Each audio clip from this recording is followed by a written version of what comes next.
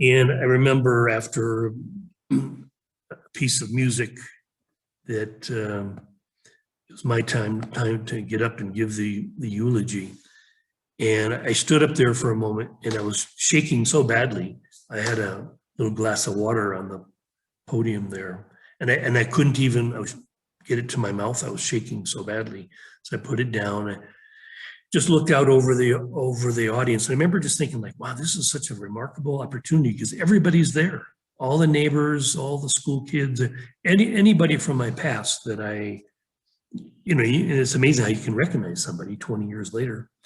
They were all there, all the teachers, all the neighbors, just everybody was there, including, of course, all my family, my uncle, and seeing him crying, seeing my dad crying. And I remember just as I watched my father crying, just feeling this thing now I call the hush of heaven come over my heart. And as I'm looking over the sea of people in the back row, there's a enthusiastic man who he always took the form of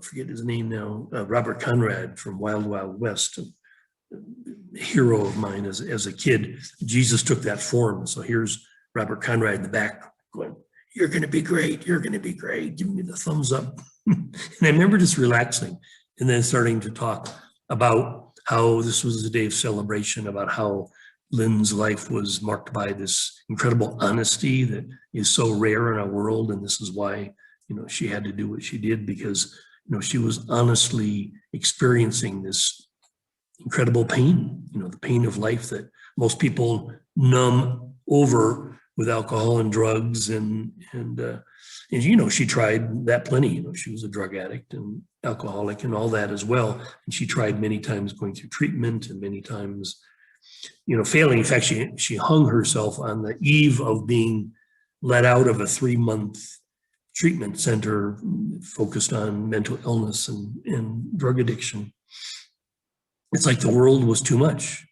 And so this again was something that's to me, so important that we learn to sort of consciously die to all the bullshit that says, oh, no, this is how you have a happy life. It doesn't work. What the conditioning of the world teaches us does not work. Those of us that are honest enough to see that it doesn't really work. Okay, we have to take another path, which is either exit the planet or consciously die to the bullshit and have something real. Okay, so I remember thinking to myself after that eulogy, and people were coming up to me, and I have no idea what I said really, but because it wasn't me. It was like I was being used to give this amazing message to this room full of 200 or so people, and going through the receiving line, they're all like looking at me like, wow, that was so beautiful. Like they don't even know what I said, but it was so incredibly beautiful. Everybody was really shook by this message.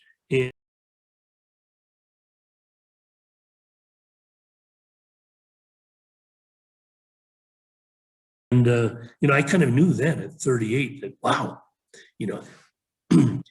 there's an ability I have because I'm so able to surrender, to let go and be used as a mouthpiece, that I'll be really good at this. And so I remember even kind of thinking for the first time that what Rena had told me way back when I was 22 about my destiny to be this great spiritual teacher, that's how it works. By becoming nothing, by becoming empty, by becoming useful, any of us can do great things. And I remember thinking to myself later in my life that this would be the secret that I would share, that our training for greatness is really this process of one devastation after another, where we become nothing.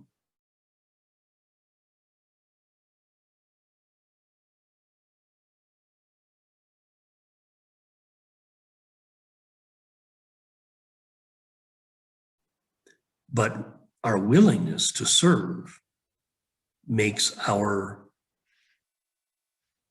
teaching that would come through us great, because we're not running interference patterns like, oh, look at me, like I'm doing this for money or doing this for fame or whatever. So there was a few more devastations yet to come. I had to go to India at the age of 40, really stupid idea. But that was something that was part of the program, that I would be on my deathbed in India, just utterly devastated. I mean, the trip to India, if I had any pride or arrogance left before I went to India, it was utterly gone. When I came back from India, I mean, obviously I survived, but I was on deathbed for 3 days with 107 fever. I mean, my brain has been so badly fried by a number of these experiences, near-death experiences, that there's nothing left up there. So that makes me a pretty happy person, you know, Forrest Gump kind of happy. Yep, stupid is as stupid does. Ask Kati, my wife here in Ecuador. She'd agree with that.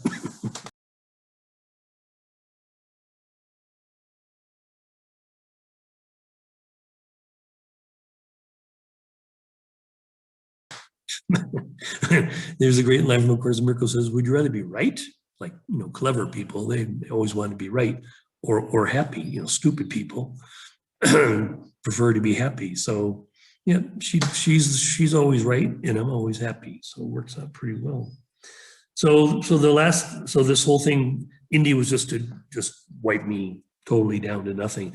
I crawled back to Minnesota and got married to my second wife, Suzanne.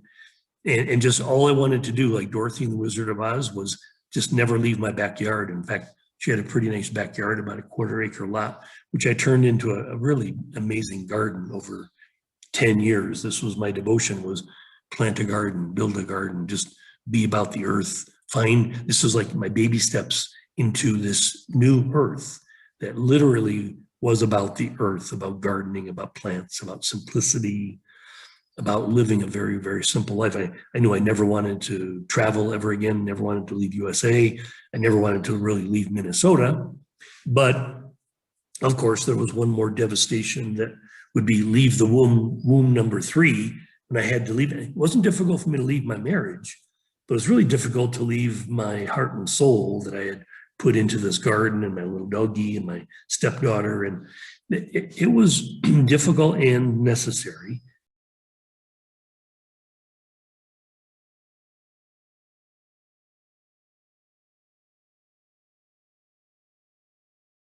To leave in 2005. And actually, I knew I needed to leave USA, not because I wanted to travel, but just that USA was not my home any longer. I didn't feel that this was my home. I needed to find another sweeter, kinder place.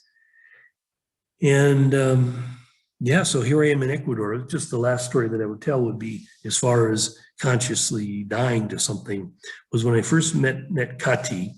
We had met through a dating site online, and we met in this Central Park in Cuenca. And when we met, I said, well, you look very nice, but you're not my type. And so you can't really imagine a personal relationship together. But she kind of persisted and said, well, you know, maybe I could work. Maybe, and I was just in the process of renting this country home. And I said, well, if you got skills, like you can help me. And turns out she knows plumbing, electricity, painting. I mean, she's very handy, as most Ecuadorian people are, but Kati's kind of particularly adept at these masculine things. And so she was, for 3 months, my handyman. She showed up for work every morning at 8 o'clock, and just a really, really solid person. But again, she wasn't my type. But this is, again, part of this conscious dying. Like, maybe a woman who was not my type would be a better partner for me, a friend for me, not, you know, just sort of the antithesis of my first 2 wives. And just remember when she asked me this amazing question one day. She said, I'm 37, I'm a virgin, I have no prospects for marriage or having a child. And in my culture, in my family, a woman that doesn't marry and doesn't have a child ends up her whole life just as a servant to the parents. And I've seen this on both her mother's and father's side. This is true. So she just asked me if I would consider, sort of no strings attached, if I'd help her make a baby. And remember, this is the this is the last of a series of times when the voice said to me, pay attention. Like this would be for me an opportunity that I never could have realized on my own, obviously. But you know, my vision of my retirement down here had nothing to do with a child, had nothing to do with a third wife. But of course, like always, I was wrong. This was the perfect thing. I just couldn't see it because of I hadn't died yet enough to welcome being a husband and a father in a way that I never could have been ever before. You know, because of my damaged childhood, it never would have occurred to me that I could have had a happy relationship with a woman or that I could have been a good father. Well, 5 years with my daughter has proven to me that I'm a great dad, that I have the capacity now to be a great father, and I think I'm a pretty good husband. So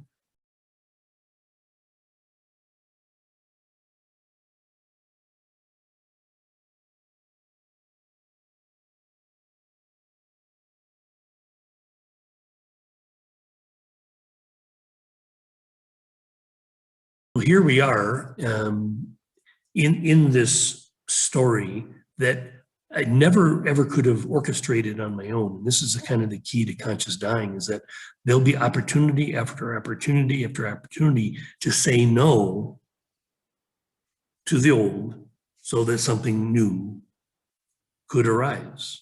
So it's a very vital lesson, and we'll talk about it more, but I know I've talked plenty more today, a longer session than normal. Thank you for listening. I appreciate you. I love you so much for giving me the opportunity to fulfill my own personal destiny.